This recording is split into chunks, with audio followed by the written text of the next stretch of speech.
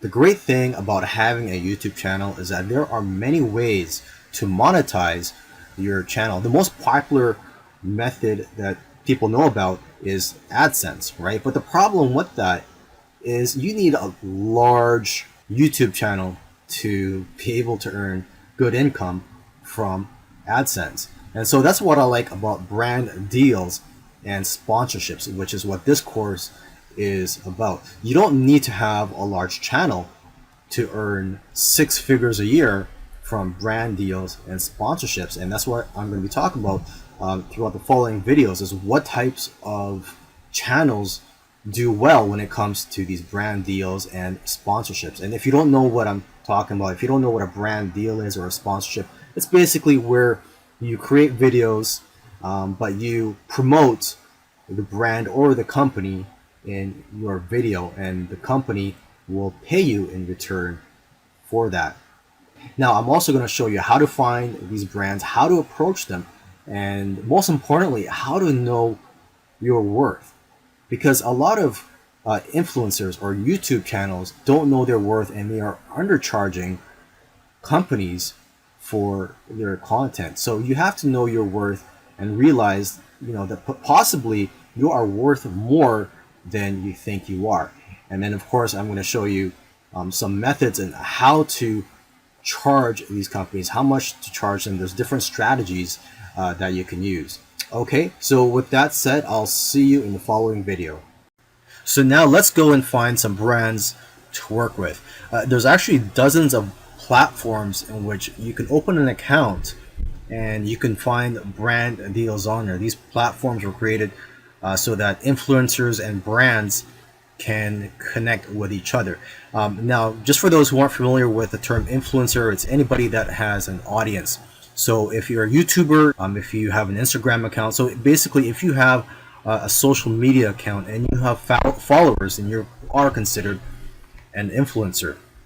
Okay, and usually in these platforms, the brand or the company will post a job and invite influencers to apply. You would submit a proposal, and if accepted, you and the brand discuss more details and payments. And if you do finally get approved by that company, then you'll create your content, post it on YouTube, and that brand will pay you. Popular websites for finding brands are Famebit and Grapevine. Another way to find brands is just by doing a Google search. Okay, you just find companies related to the topic of your channel. Look for companies in your niche, but the trick here is to find somebody that has authority to sign off on these deals. You have to find the right person to talk to, because if you are talking or in communication with somebody and they don't have the authority to sign off on these deals, then you are wasting your time. Okay, so the person you are looking for in most cases is a chief marketing officer. So you'd have to look at the brand's corporate website to find their contact information, and it can be hard to find who it is. So you can search through the company's press releases, find out who's in charge of marketing. You can also find their names in trade magazines. Now, one way to find the most current chief marketing officer is by doing a Google search for these terms. Type in marketing magazine and then type in the brand name. So let's say it's Reebok, the shoe company. So type in marketing magazine Reebok and the current year. Okay, and then type in appointed. Lastly, do not approach the brand's advertising agencies, because you are sort of competing with them and they have their own budgets that they're dealing with. You really have to hustle when it comes to finding brands. Most YouTubers will actually just wait to be contacted, and only a few people will try to contact brands every day. And it's these YouTubers who find the most success with brand deals and sponsorships. Okay, so now once you find brands to work with, how do you approach them? Well, when you first email them, you have 10 seconds to grab their attention, tell them who you are and how you can bring value to them. Okay, you have to keep in mind that it's not all about you. You need to be the solution to their problems. So find out what their problems are. Provide them stats such as who your demographics are and how many views per video you get. You're also going to want to have a website that gives more details about you, because they'll probably research you as well. Now, when your mentality when it comes to approaching them is to think like an agency, okay? And you have to do your research on the brand.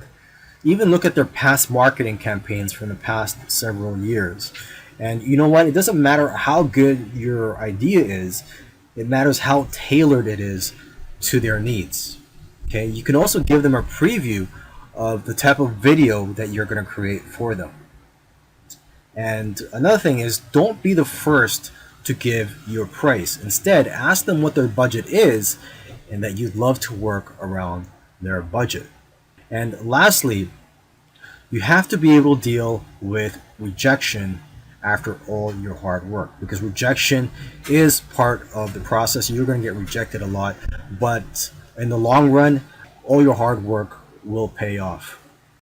Now, before you charge brands for your services, it's important to know your worth so that you can be confident in what you charge companies, because you may be more valuable than you perceive. You have to have the mentality that if they reject you, it's their loss. They're the ones who are missing out on marketing to your niche. And you have to realize that it costs a lot of money for companies to create content. They have to pay money to hire actors and production costs, etc. So they see a lot of value in your channel because you're creating the content for them already. Okay, and brands spend thousands of dollars on spots, on ad spots, on social media that don't even convert much.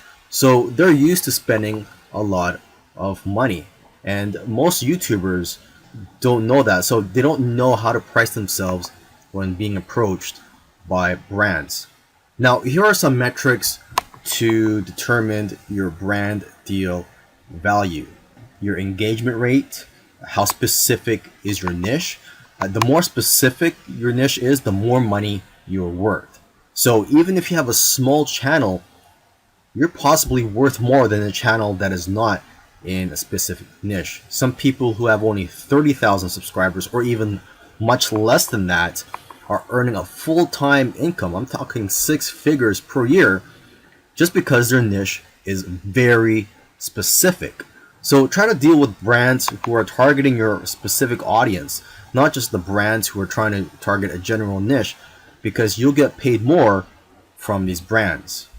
Another metric to determine your brand deal value is your reach, and also the time of year plays a factor in how much you'll get paid.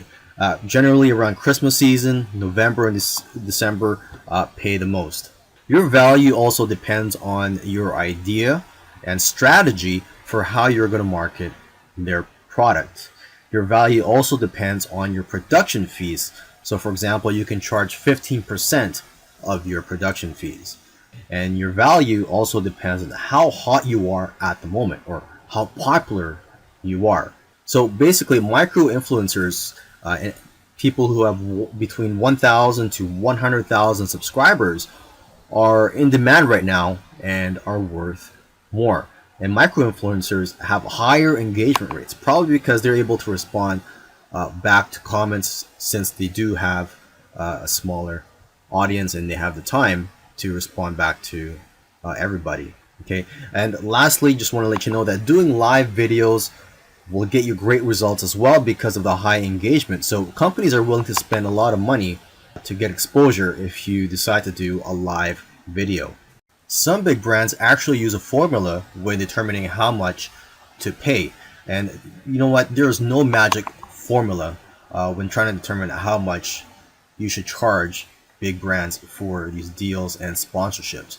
And there's so many variables that come into play, and there's different strategies that you can use.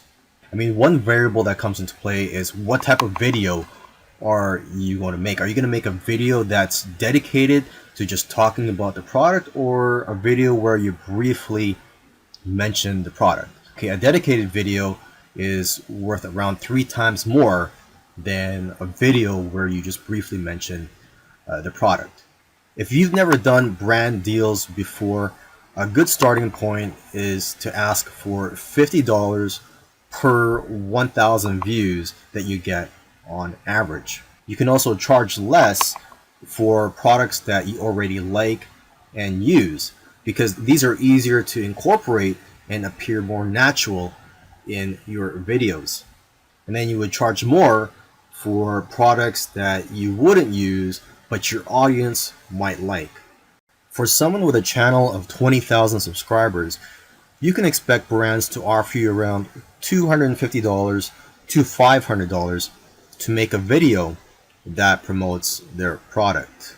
Now, one strategy that you can use, and this is something that barely anybody does, is to offer them a multiple video deal where they'll get a lower rate per video. So you're going to be giving them a deal, and it's going to work in their favor as well, because they're offering to pay between $250 to $500 anyways per video from other influencers. But here you are, you're offering to make videos, multiple videos for $200. So you're going to be saving them a lot of money in the long run.